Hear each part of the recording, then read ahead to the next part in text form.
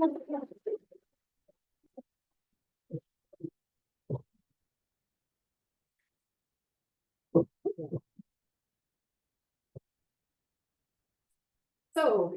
hi everybody. Thank you very much to the organisers, both local organisers and learner conference network organisers for this invitation to take part in this conference. I'm really looking forward to participating in this conference and sharing knowledge and teaching learning practices over the next few days on such a diverse range of topics and with participants from a wide range of backgrounds.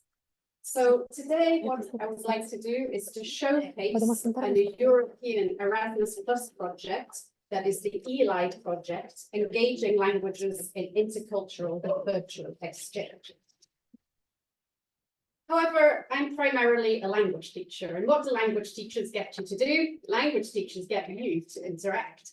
And so as this is the first keynote, and as this is the opening of the conference, I'd like you just to take a few minutes, turn to the people who are sitting next to you, introduce yourself by telling each other, what was your first international and or intercultural experience?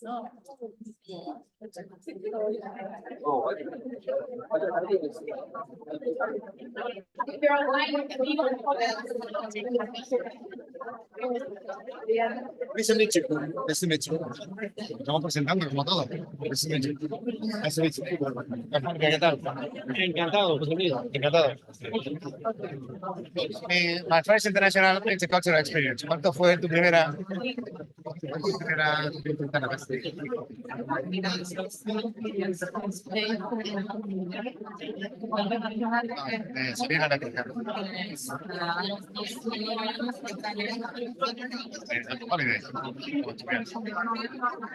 La primera, 21 de Estados Unidos.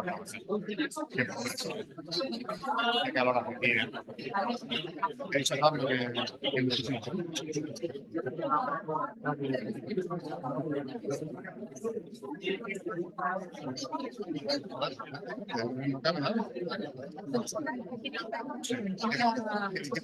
nada, que estés solo que no haya cabeza. Vale, perfecto.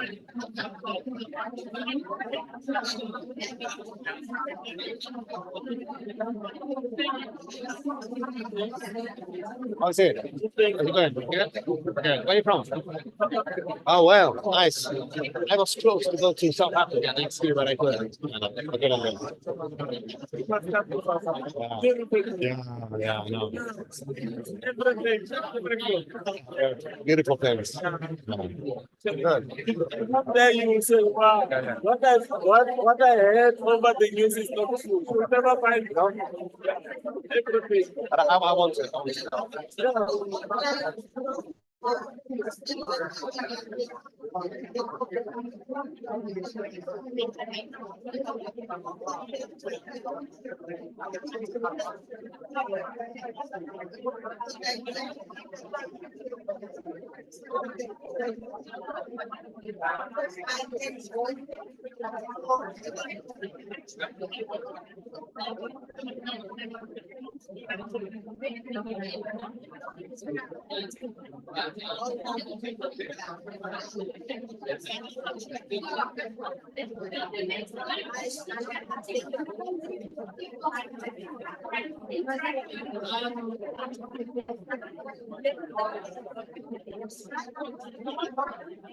No, you can't stop there now. No.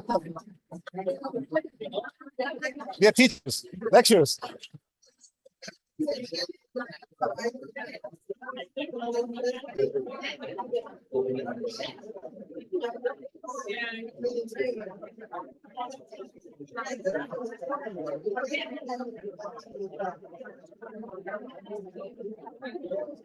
Please. Thank you.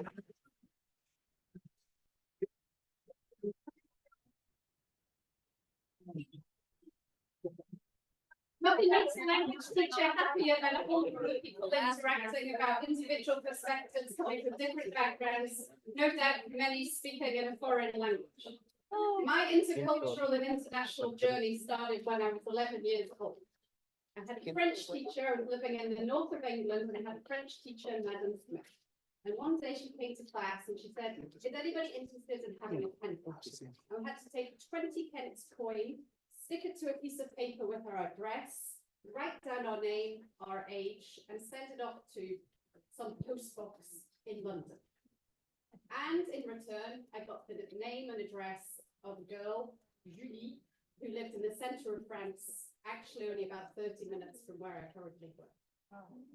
And Julie and myself corresponded in basic schoolgirl English and French. So the openings of our letters would be, you know, a few sentences in the foreign language, and then we would switch to our mother tongue. And it was with great excitement every time one of those letters came through our post box that I go out to get my huge Collins French English dictionary and try to understand what was she telling me about her brother's birthday party? What was she telling me about this bullying at school? What was she telling me about what happens after school or at the weekend? When I think back about this experience, I think that was a really novel way of learning. It was enjoyable. There was a social element to it. The language learning was contextualized. I was learning about all sorts of things about her 11-year-old French culture in France. And it was really meaningful. So everything we were telling each other, you know, secret boyfriends and things like this. And, you know, that was a reason to learn a foreign language. And more importantly, it was memorable. And that has stayed with me throughout. Julie is now a French language teacher. I'm an English language teacher. And I think this experience has really, really shaped my personal journey and my academic journey. And we'll come back to that. Because first of all, after being an English language teacher, I then went into looking at virtual exchange and computer-mediated interaction. And that's how I came to know Christy and be involved in the eLive project. So the eLive project is an Erasmus Plus project, which has two overarching aims. First of all, to try to make language teaching programs at primary and secondary schools more meaningful by offering learners opportunities to engage in intercultural virtual exchange. And secondly, to enrich language teacher training programs in higher education to try to develop literacy skills, organizational, pedagogical, intercultural competences of trainee language teachers by mainstreaming intercultural virtual exchange within teacher training programs. And it's those two aspects of the project that I'd like to talk about today. So the eLive project is an Erasmus Plus project for cooperation partnerships between universities and school education. In the consortium, there's the University of Utrecht, the University of Valencia, the University of Clermont-Ferrand, but there are also two secondary schools, Newnham's College in the Netherlands, El-Quint in Spain, and a technical partner, 3DNS. And we're working with 32 associate partner schools in England, France, Spain, and the Netherlands to promote intercultural virtual exchange. So, what is intercultural virtual exchange? A bit of background. Virtual exchange is an umbrella term which refers to the numerous online learning activities, learning initiatives, methodologies which engage learners in sustained, and I think that's very important, sustained online collaborative learning and interactions with partners who are in geographically distant locations and who are from different cultural backgrounds as part of either their study program or their school curriculum, and under the guidance of trainers, teachers, or trained facilitators.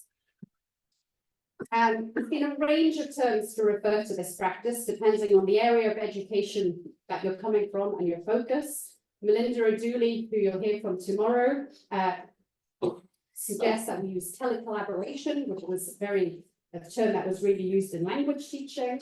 If you're from the States, you might be more familiar with COIL, or Collaborative Online Intercultural Exchange. If you're from South America, Teletandem, eTandem have been used a lot. Or if you're from a business background, we talk often about globally networked learning environments. So there's a range of terms to talk about this practice. Obviously, this practice has taken off with the availability of the internet and all the communication tools the internet has to offer.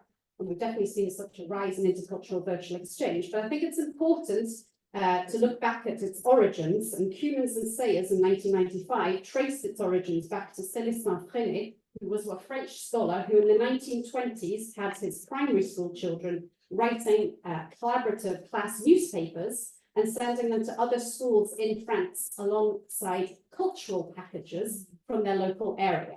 And so This was extremely innovative in the 1920s. You know, we've got the print technology that was playing a role in these exchanges and sending cultural packages to somewhere else in the country.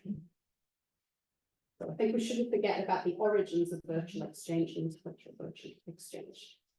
So virtual exchange is based on the principle that learners will develop skills, develop attitudes, develop knowledge through online interaction and collaboration with members of other cultures, and it's anchored basically on two theories. The first is that learning is social. It's not just a cognitive process, it's a social process, and it's about engaging the social brain. And this process is most successfully achieved when learners engage in interaction with others in collaborative settings. And virtual exchange is seen as engaging the social brain. And it could put it very nicely, describing the social brain as any time in which students have access to one another, are allowed and encouraged to move and to act on knowledge, to create together, to co-design. That classroom will be more successful than the face-forward one-way street that many of us experienced when we were children. Indeed, virtual exchange has been seen to enhance foreign language learners' communicative competence development, not only in terms of fluency, but also in terms of accuracy, grammatical and lexical accuracy, through the opportunities that it offers learners to negotiate meaning, to try to understand each other, to give each other feedback, peer correction. The second principle underlying intercultural virtual exchange is that when learners are engaged in a structured form of interaction with members of other cultures, and these might be other nationalities, and these interactions are moderated by teachers or educators, then they're more likely to reduce stereotypes, they're more likely to reduce prejudice and negative attitudes to members of groups because of the intergroup contact. So Allport argued that contact in itself did not guarantee that people would improve their attitudes towards other groups. Indeed, he proposed that intergroup contact would only reduce prejudice if it was based on 4 conditions. So the first condition is equal status, which refers to groups considering themselves as equals within the contact situation. The second is having a common goal, referring to different groups working together to achieve something. This requires intergroup cooperation, referring to getting groups to rely on each other in order to complete tasks or reach objectives, with the support of authorities, law or custom. So we need explicit social approval of intergroup contact by leaders or by educators, so that this contact could be more readily accepted. And O'Dowd highlights that it's really intergroup cooperation that seems to lead to successful intergroup contact, and says the nub of the matter seems to be that contact must reach below the surface in order to be effective in altering prejudice. Only the type of contact that gets people doing things together is likely to result in changed attitudes. So virtual exchange, based on these 2 tenets, a lot of research has shown that it promotes spontaneous, authentic communication in the foreign language. It can encourage positive cultural attitudes and increase cultural awareness.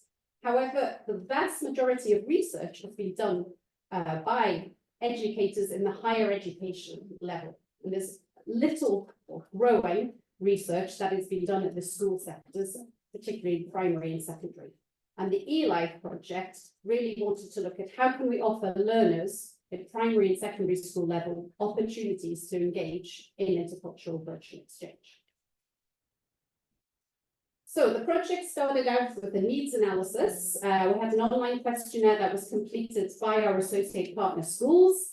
And then we conducted online and in-person focus group interviews with teachers who were working in the primary and secondary school and who were interested in virtual exchange. Once we looked at the needs analysis, we conducted training workshops to work with those educators to put virtual exchanges into place. And midterm through the project, we've had 303 primary school children interacting via virtual exchange and 952 secondary education.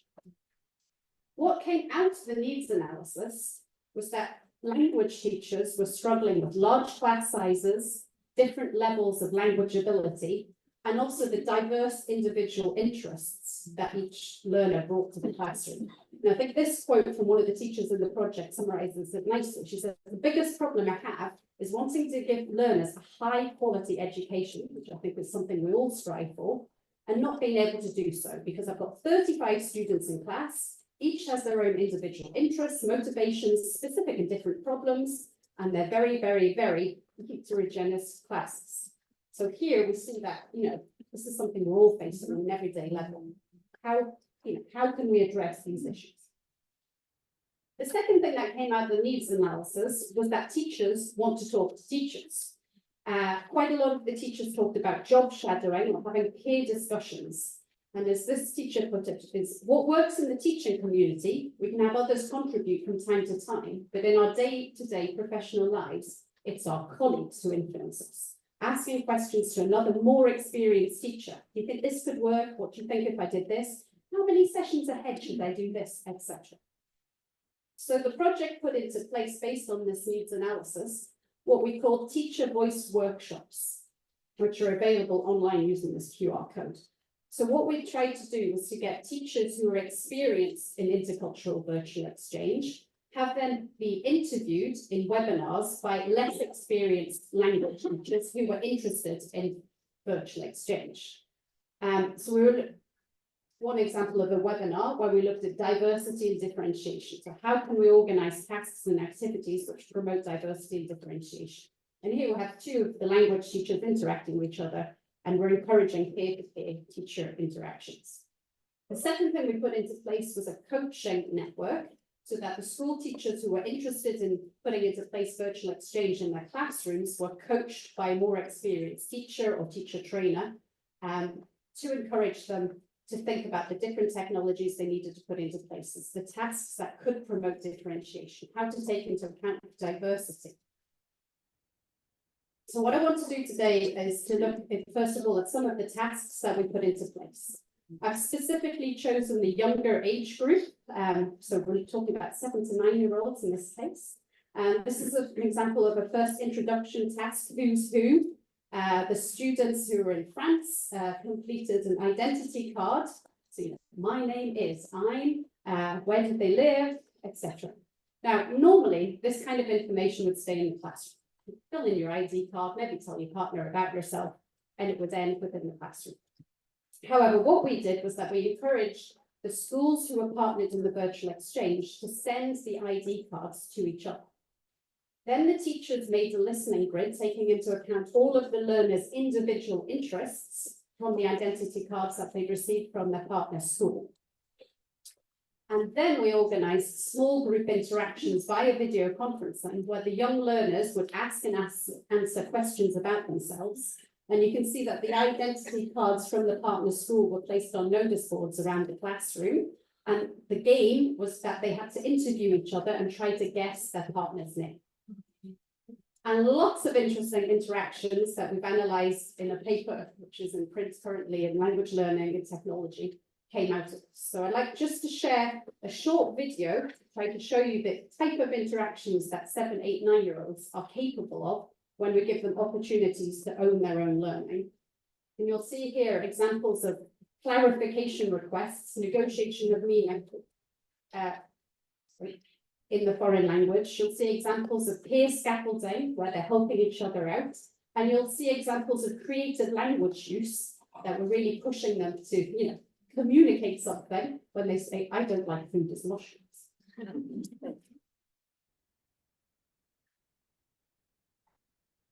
Of course, the video worked, but I didn't want it to work, and now I want it to work.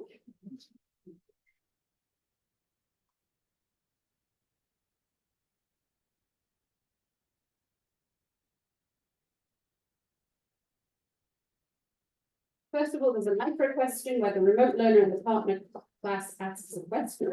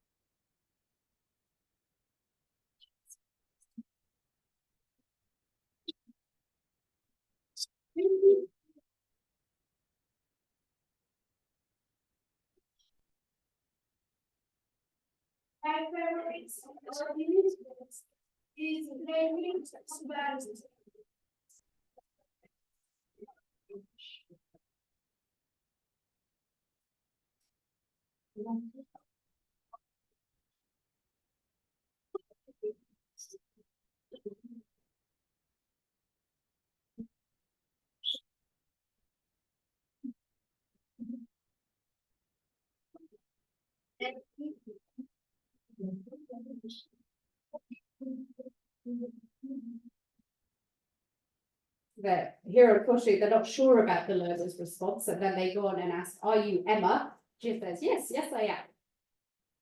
So what we see going on here is you see that the learners are focused on meaning. They're not focused on the grammatical accuracy. They're not focused on form. They're focused on getting the information from the remote class in Spain, because there's an information gap. They need to try to find out who is the learner that they're interviewing.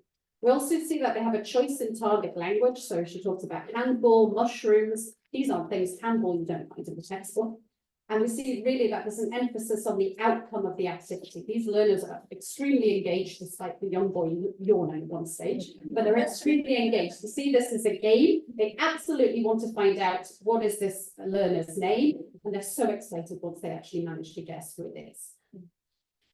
So here we see that the teacher's role in supporting this interaction is made possible through putting into place the technology, the video conferencing environment, putting together the paper resources, the ID sheet and the listening grid to set up the interaction. But once the interaction's been set up, the teachers with other groups working in the primary classroom and the learners are using multimodal resources to manage the interaction and go through a range of different types of interaction, managing the group work, managing a clarification request, scaffolding each other through pointing gestures. And so here we really see that they've got intergroup contact, they've got access to each other, the teacher's given them equal status, so they're able to move and act on what each other's saying. And here we see some kind of intergroup cooperation. The learners then went on to do other tasks. Here there was a collaborative storybook which they wrote together. So they used a platform called Story Jumper to create an alphabet book. Each of the learners had to go and find vocabulary that was related to one letter of the alphabet. So for example, F. The learners came up with words related to F. They had to negotiate which words were they going to choose and why. Then on the video conferencing platform using Story Jumper, they could illustrate the vocabulary they'd chosen, so together in a joint environment, and create a sentence. So on the farm, there are 24 flamingos and 1 fly.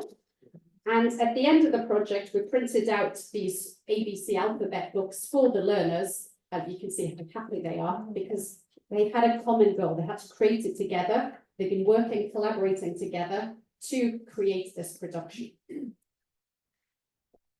So afterwards, we conducted focus groups with the learners and asked them what they thought about this intercultural virtual exchange experience. First of all, one learner, I thought this was a great quote, said, "We didn't have the same language. When I was little, I didn't even know English existed." He's a 7-year-old speaking. When I was little, I didn't know English existed. I never imagined myself speaking English with Spanish people. But because we've got a language, it unites us. We've got a single language, and with that, we can communicate with anybody. So here, okay, we're talking about the primary sector, but we can see an increased awareness of the out-group, of the fact that, you know, Spain and Spanish speakers exist, and we're able to communicate and interact with them through this common language.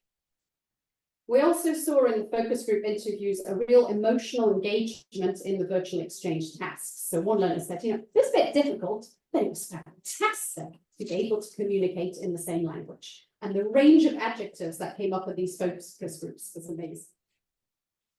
Learners seemed to be engaged. There were references to flow, so I didn't see the time go by. I like speaking in English, and when we're having fun, time goes by quickly. So really, they saw that, they didn't see these English lessons happening. They were engaged, they were focused on what they were doing. And we also saw, really interestingly, that because they were speaking with other learners in English as a lingua franca, that there was some sort of anxiety reduction to do with speaking in the foreign language. So one of the learners said, I didn't hear anybody say I was rubbish in English. I really like talking together and discussing. It was liberating. And sometimes I just want to be liberated from my own country, France.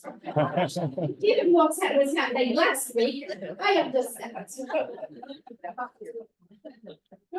And so what have we been doing for the primary and secondary school educators? We've been creating an open access task bank. So all of these different tasks that are introductory tasks, intercultural tasks, discussion, collaborative tasks are on our website in English, Dutch, Spanish, and French. They're able to be downloaded as open access resources where we go through saying what are the learning objectives, what are the final outcomes, what are different suggestions, how can we go through the different task elements, what technology can we use, what choices should be made.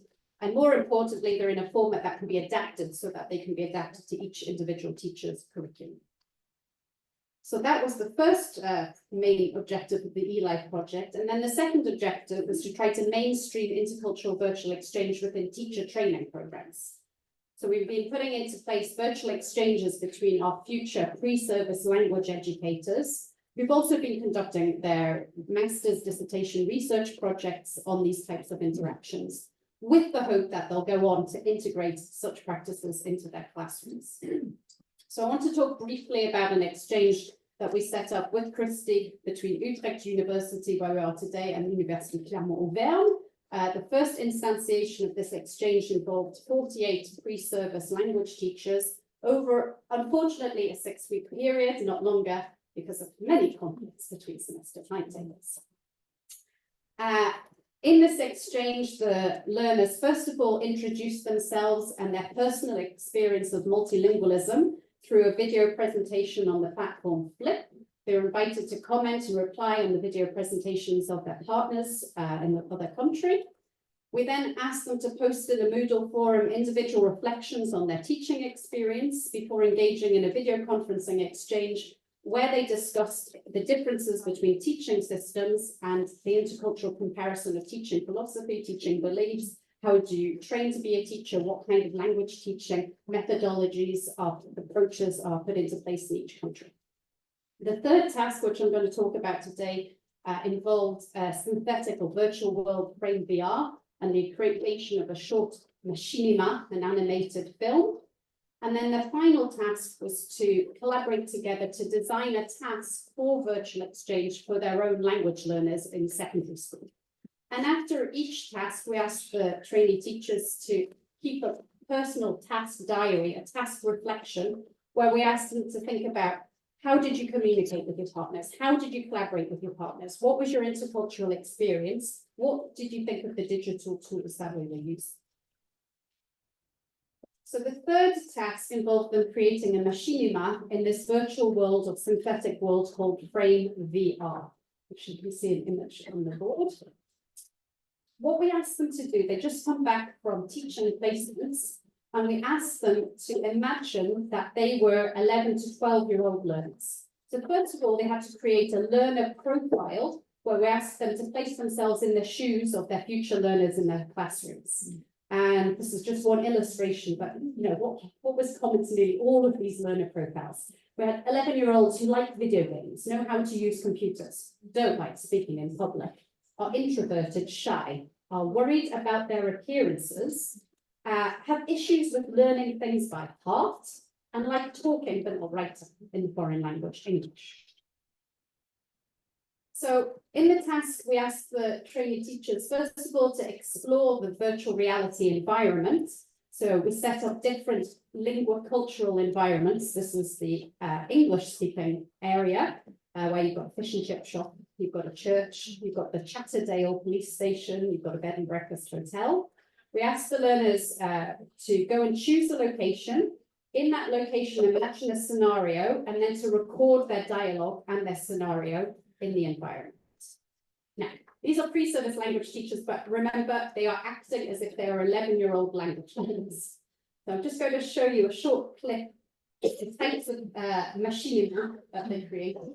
Hello, my name is Plenary. I'd like to visit.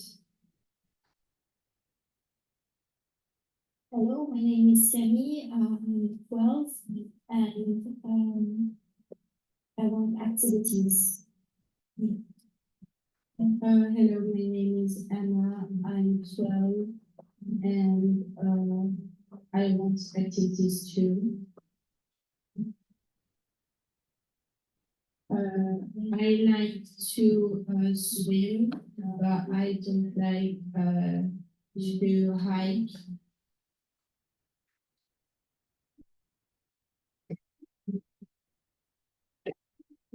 I like to swim too, and I don't like sports. Oh, I like sports and I love hiking. What about you?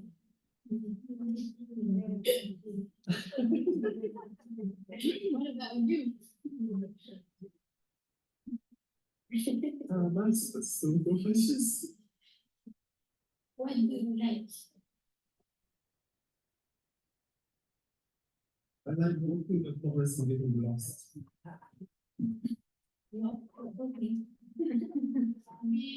There is the beach. Maybe we can go beach. Yes, maybe we can go to a park. Nice. And maybe we can see the dolphins. Dolphins. Wow. Yeah, the sea. I love the sea.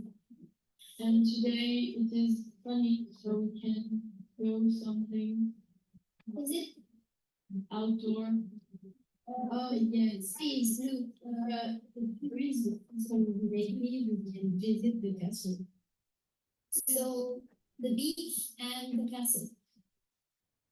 Yes. Is that okay? Yes, okay. For me, when? Now? Yes. The afternoon. Okay. What time? At 3 p.m. 3 o'clock. 3 o'clock? That's good. Okay. Thank you for the information. Have a nice day. Thank you. Have a nice day too. Goodbye. Goodbye. See you later. See you at 3. So you can see that the future teachers are using the environment, they're using the visual information that's in the environment, the blue sky that's out the window, the different posters that we placed in the environment to create a dialogue. Then we asked them to, in the afternoon session, we asked them to go back and rewatch their machinima to try to identify the linguistic structures that they use, but also the cultural objects that they might be able to, place into the environment. So, they talked about going to a castle, but, what could they do before the final task to get the learners, more involved in the history of that castle. And then to plan a teaching sequence where using the virtual world to create a machinima was the final task. Once they've done that, they shared their machinima in a Moodle forum, and we asked them to have an individual reflection on the task, the technology, and what were the affordances of doing such a task with learners. And actually, interestingly, what came out of that was not so much discussions about the task or the technology, but discussions about teaching values. So my French students, I don't know if you know, but laïcité is the constitutional principle of secularism in France. Teachers and civil servants have to adhere to a laic school. They were amazed that in this synthetic virtual world, there was a church. And so there are huge discussions in Moodle between the Dutch teachers and the French teachers about, the place of religion within the teaching systems and how do you introduce religion, et cetera, and conversations that we never thought would take place. When we talked to the teachers afterwards, some of the words that came out of the focus groups were totally in the zone, relaxed, reassuring, autonomous, in control, choice, not confined by the task, free speech. It switches you over to the other language. It's a learning space where you can move around and it's really realistic. So we saw, traces of emotional engagement. They seem to like the autonomy that the virtual world and the task allowed them to have. And also because of the avatar and speaking a foreign language behind an avatar, there seemed to be some anxiety reduction, which goes alongside a lot of research that's been done in the field. Talking to them through interviews, what came out was the importance, what they took away from the exchange was the importance of collaboration and co-design. So one of the students said, I really realized that the importance of working as a team. As a teacher, we're not alone in front of our learners. We're part of a pedagogical team. That can be within our schools, but also it's important to create a network, especially when English is a language that's studied everywhere. It's a passport language which opens us to the world, and we've got to start opening the world, and that starts with the teachers. So in a French school teaching system where a lot of it is individual, having a teacher trainer realize this early on in their career has got to be a good thing. They also talked about how the virtual exchange allowed them to have authentic communication with their peers in the Netherlands. So one of the students said, before this experience, I had a really negative opinion of telecollaboration. For me, it had nothing to do with being real. It was, talking through screens, but how wrong I was. This experience was really real. It was authentic communication, but that was profoundly anchored in reality. Digital, of course, but reality. And so I think that the opportunities to show these future teachers that what learners could be capable of and the authentic communications, the authentic interactions that such tasks and environments allow is a plus point. We also had evidence of increased knowledge, out-group knowledge. So one of the learners said, if I had to talk about an essential point within the experience, it was the different points of views, the different cultures. It made me realize how beneficial it would be to open up learners, have a more open attitude towards learning. And several of them went away with feeling very motivated to put exchanges into place within their own teaching practice. So one of them said, I realized that it's not just about linguistic knowledge, but it's also cultural knowledge, digital knowledge, pragmatic knowledge. It was a really pertinent experience, and I'm going to try to make the most of it with my future learners in my future career. Or another student said the project also created a connection with a current teacher in the Netherlands who I can also collaborate with in the future. I really enjoyed working with Rowan and now have the advantage of already having created a virtual exchange task with him that we can use with our pupils. So it seemed that allowing these teachers to come together so early on in their teaching careers has allowed them to take away some of the affordances of intercultural virtual exchange and hopefully promote it within their own teaching practices. So when we look back at these experiences within the eLife project of implementing virtual exchange both at schools and in teacher training institutes, what can we take away? I think first of all, the first takeaway is that intercultural virtual exchange appeals to our social brain. We're giving access to one another. We're allowing pupils to move, to act on knowledge, to create things together, and that is allowing engagement. And put in a nutshell, without the motivation and information provided by the social brain, learning just doesn't take off in the same way it does when the social brain is engaged. And I think we can definitely see examples of learning taking off, even in forward-facing classrooms, when you've got the foreign learners displayed on the interactive whiteboard at the front, suddenly the hands are going up and the mouths are opening and everybody wants to interact.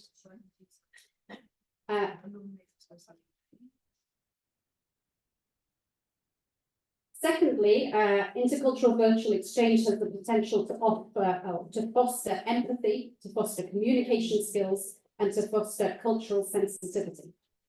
So I'd like to finish by inviting you to open up your classrooms through virtual exchange to other classrooms so that learning can take off.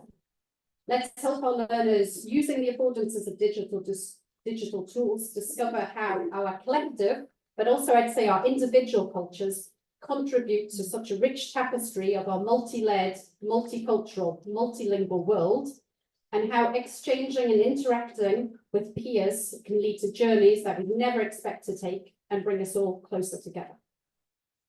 Thank you very much.